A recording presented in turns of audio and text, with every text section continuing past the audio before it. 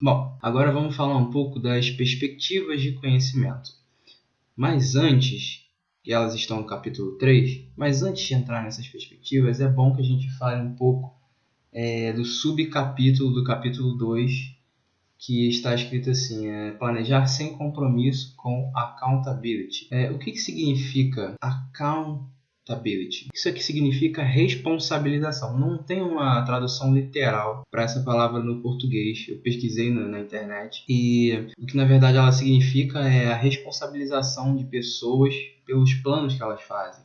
É mais ou menos isso. Então é assim, planejar sem compromisso, mas ainda assim ter responsabilidade sobre esse planejamento, mesmo que ele seja sem compromisso. É como se fosse um paradoxo, para reforçar que o planejamento é sem compromisso, mas ainda assim ele tem uma responsabilidade. A pessoa que faz esse planejamento tem uma responsabilidade sobre ele. É isso que significa. E o primeiro teórico que a gente vai entrar aqui nessa parte é o Paulo Freire. Bom, Paulo Freire, que ele vai reaparecer também lá, mas na perspectiva crítica. Paulo Freire, ele acreditava numa educação dialógica. O que significa isso? Educação dialógica. Significa simplesmente o diálogo entre professor e aluno, tá?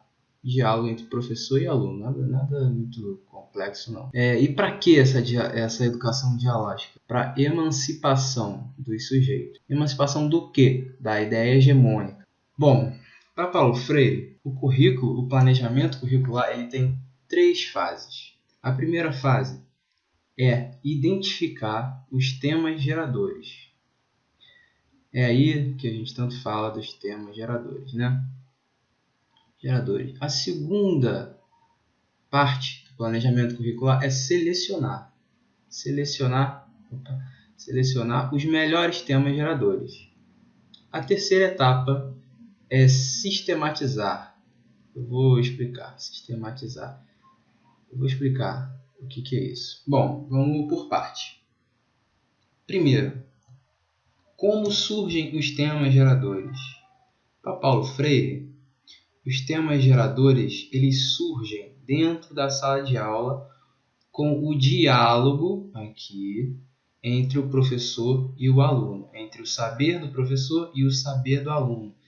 E entre esses saberes surgem certas contradições.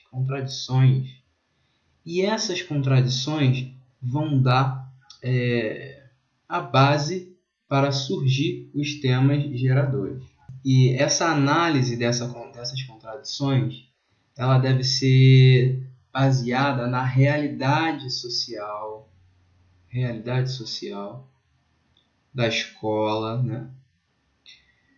E também como os sujeitos vivem essa realidade. Porque até aqui, Paulo Freire está guardando certa semelhança com Tyler no que diz respeito à realidade da escola e dos alunos.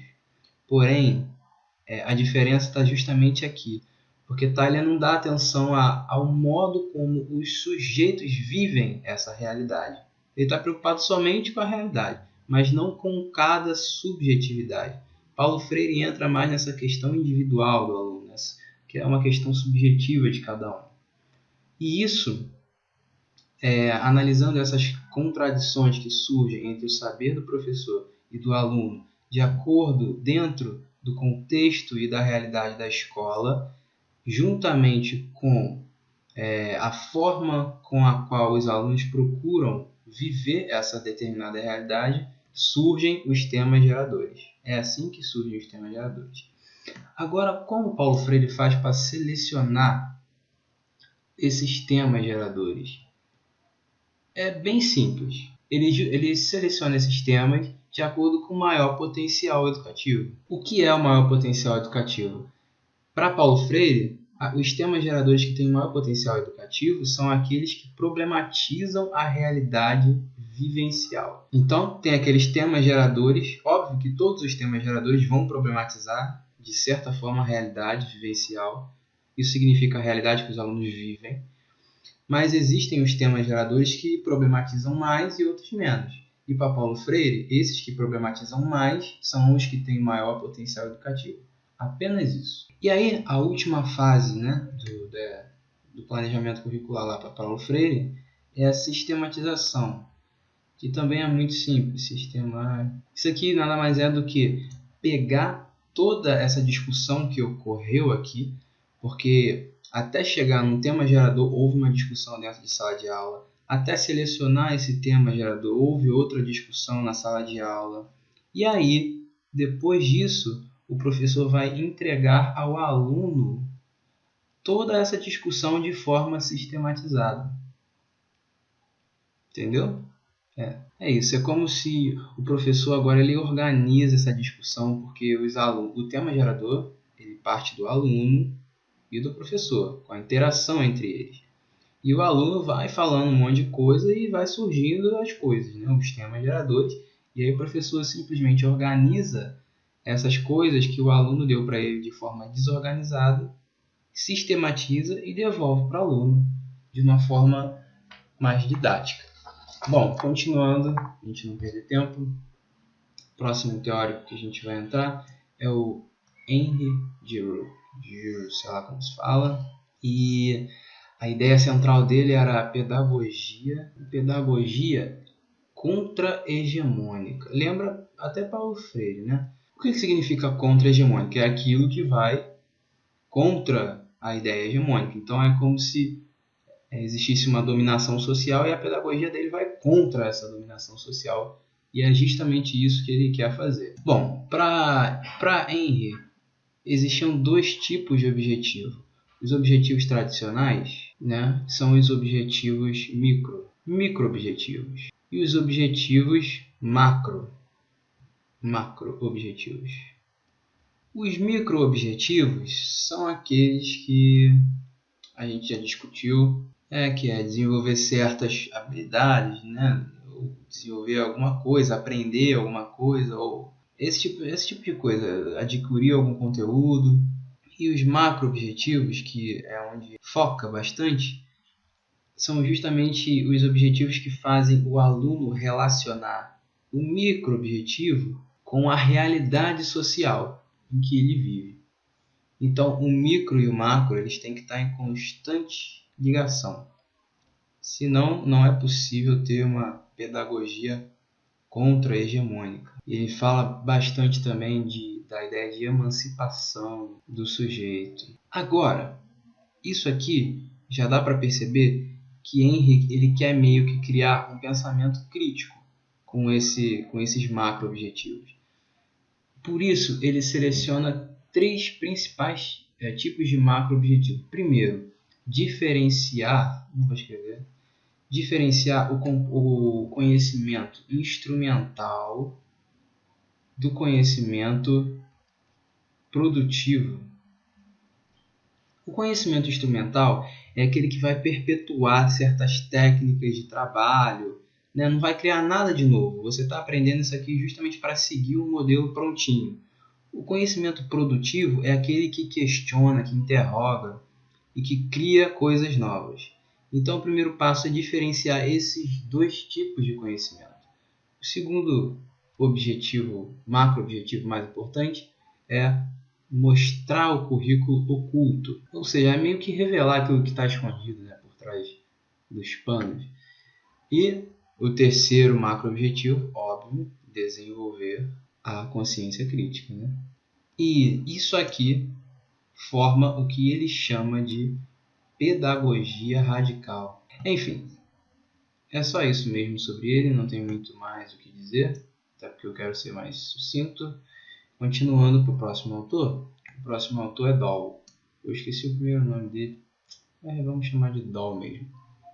Doll tem a ideia de currículo aberto. E ele foi assim um dos primeiros a se arriscar na elaboração de um currículo com bases pós-estruturais.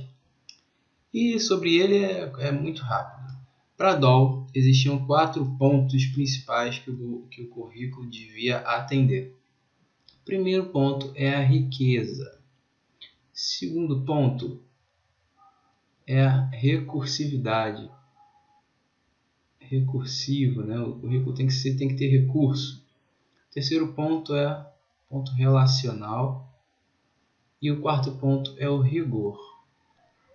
A riqueza diz respeito aos vários sentidos que pode ser dado pelo diálogo e a construção de hipóteses. É uma riqueza de diálogo e de construção de hipóteses. O recurso é a reflexão sobre o próprio currículo e sobre o próprio processo de aplicação desse currículo. O relacional diz a relação, estabelece a relação entre currículo e mundo, que é muito importante. Currículo e mundo. E o rigor, aqui uma setinha. E o rigor, o currículo deve ser um tanto rigoroso para ele não cair no relativismo. Ele não pode cair numa relativização muito grande, porque isso pode deixar os alunos perdidos. Então, o rigor ele serve para fugir do relativismo, mas sem abandonar o questionamento. É como se fosse um questionamento saudável. E é só isso. Agora a gente vai poder entrar realmente nas perspectivas de conhecimento. Então, vamos lá. Perspectivas do conhecimento. O que é isso? A perspectiva de conhecimento é uma forma de enxergar o conhecimento, uma forma de lidar com esse conhecimento e uma forma de transmitir esse conhecimento, a fim de atingir alguns propósitos. E esses propósitos também estão previstos nessa perspectiva de conhecimento. Bom, a gente tem 4 perspectivas principais de conhecimento, né? A acadêmica, a instrumental, a progressivista e, finalmente, temos a perspectiva crítica. Vamos trabalhar cada uma delas individualmente e bem rapidamente, porque realmente o tempo está curto. Primeiro, a perspectiva acadêmica. Deixa eu passar para cá. Acadêmica.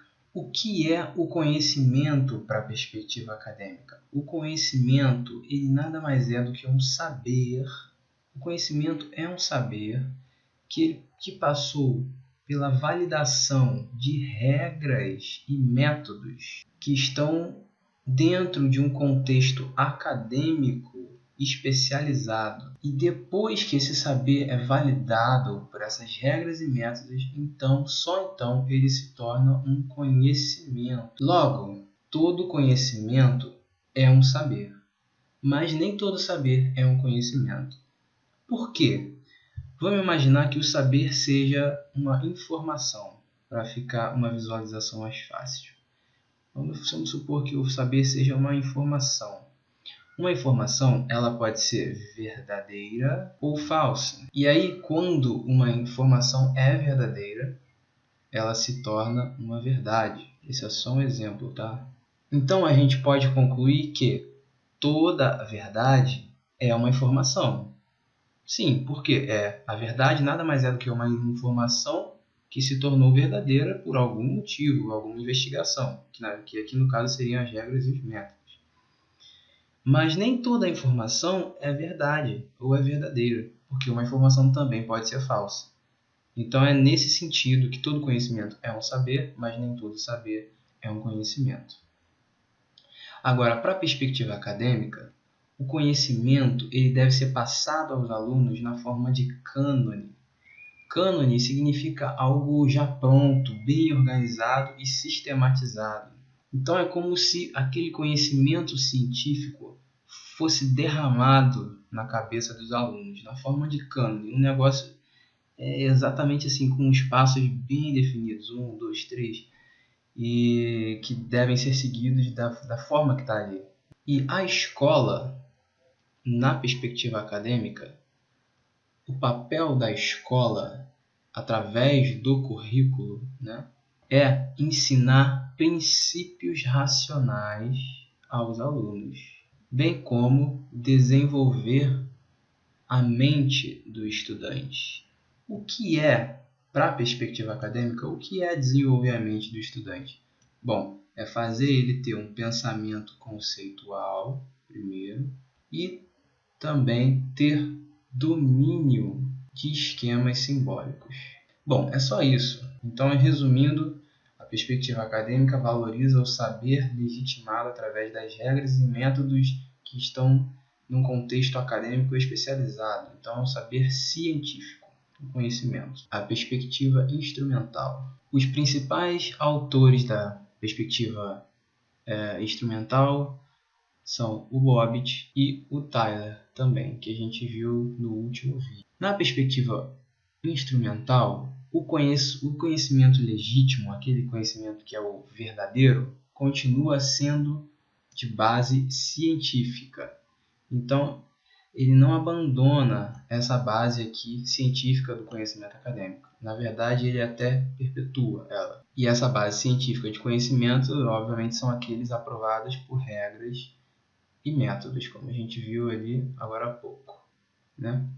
Porém, a diferença dessa perspectiva para a acadêmica é que ela tem mais relação com a realidade, um pouco mais de relação com a realidade do aluno. Porque essa perspectiva diz, a instrumental, que esse conhecimento de base científica ele deve ser selecionado de acordo com a possibilidade de transformá-lo em competências. Competências. O que são competências? Bom, antes de tudo a gente deve diferenciar habilidade de competência, né? Vamos puxar uma seta para cá. Habilidade, vou dar um exemplo. Por exemplo, eu tenho a habilidade de somar 1 mais 1. E isso aqui vai ser igual a 2. Agora, a competência seria eu pegar essa minha habilidade de executar somas e colocar ela em prática dentro de algum contexto na sociedade, a fim de que eu possa melhorar esse contexto dessa sociedade. Então, a competência seria mais ou menos assim, se eu tenho uma bala aqui e o fulano me dá outra bala de presente, quantas balas eu vou ter? Vou ter 2 balas. 2 balas. Por que isso é uma competência? Porque eu não cheguei no papel e escrevi 1 mais 1. Isso aqui foi uma situação que ocorreu na minha vida diária e eu fui capaz de resolvê-la através da minha habilidade de soma, do meu conceito de soma que está dentro da minha cabeça. Por isso, para a perspectiva instrumental, o conhecimento realmente legítimo não é aquele somente de base científica, mas também aquele que pode se transformar em competência.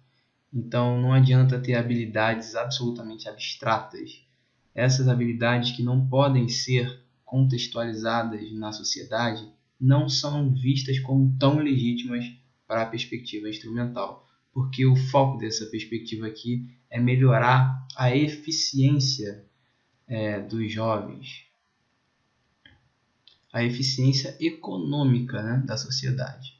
E por isso, por ter essa visão eficientista mesmo, essa perspectiva tem uma ideia de escola, de um lugar que vai formar cidadãos, ou cidadãos, não sei, vai formar cidadãos que geram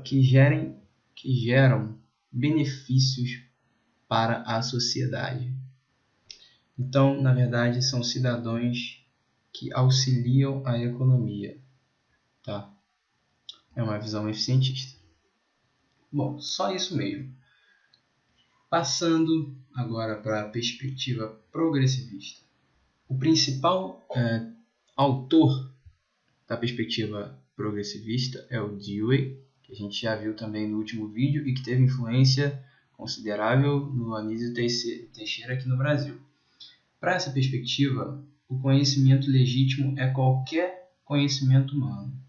Qualquer conhecimento humano pode ser considerado um corpo de verdade ou verdades.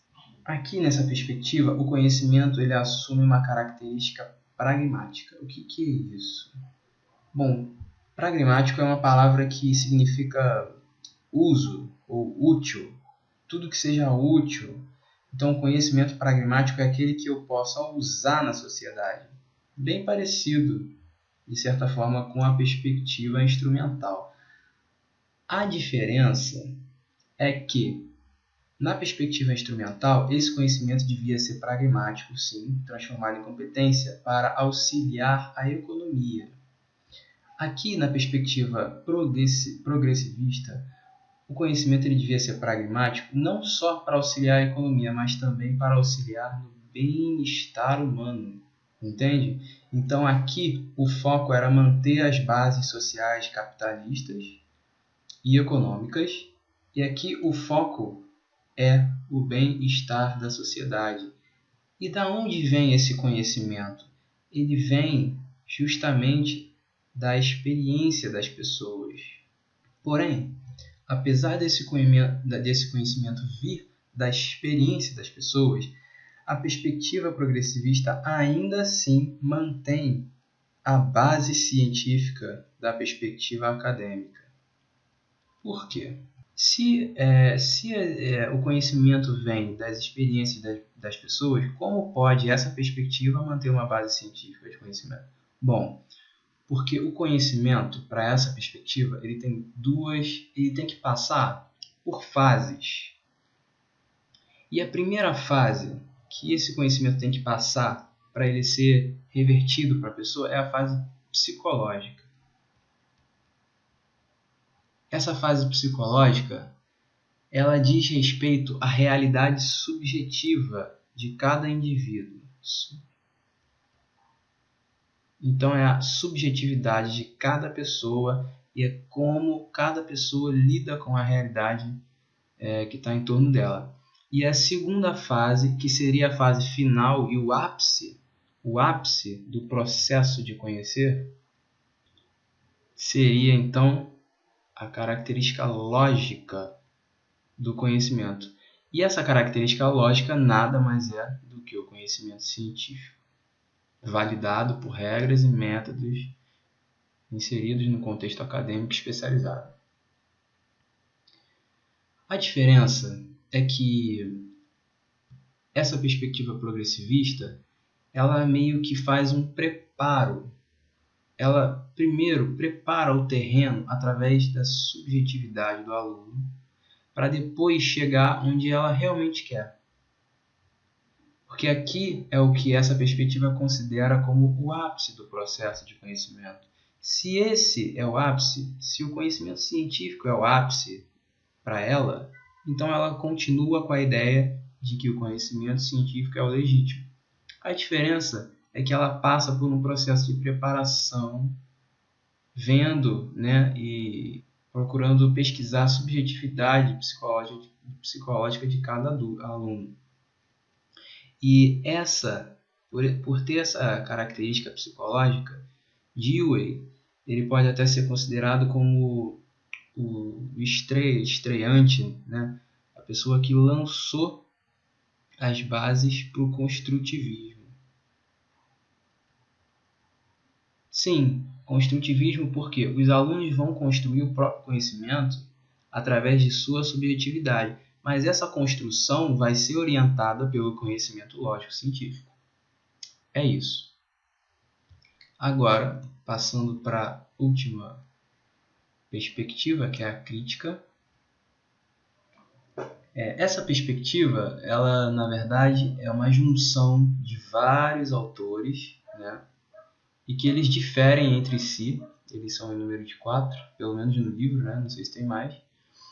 E eles diferem entre si, mas o que eles têm em comum é a forma de questionar a legitimidade ou processo de legitimação do conhecimento. O processo que torna o conhecimento verdadeiro, ou o processo que diz qual conhecimento deve ser ensinado e qual conhecimento é o melhor que o outro, qual deve ser escolhido. Então, os autores que falam sobre a perspectiva crítica são o Michael Young, Michael Apple, Paulo Freire e o Libânio. Eu não vou entrar em cada um, porque não dá tempo de fazer isso. É uma discussão, acho que, muito longa. Então, eu vou só falar da perspectiva crítica como uma coisa mais geral.